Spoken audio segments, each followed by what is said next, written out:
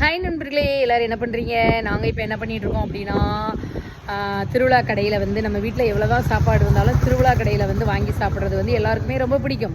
So அந்த வகையில் பானிபூரி நம்மளுடைய நெய்பரிங் ஹோப்பில் வந்து கொடுத்தாங்க.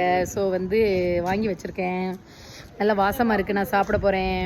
எங்கள் அம்மா பார்த்து கொறி போட்டுக்கிட்டே இருக்காங்க நண்பர்களே.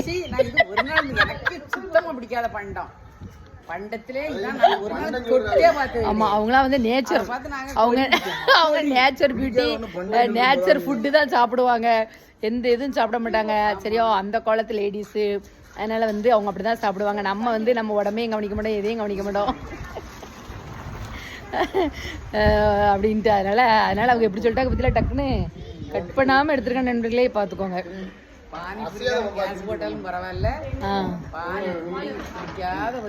பானிபூரி என்ன அவன் மட்டுமா குத்தகைக்கு எடுத்திருக்கான் கேஸ் போடுறதுக்கு? வாயை எடுத்தாலே கேஸா தான் இருக்கு. எனக்கு பிடிக்காது சுத்தமா.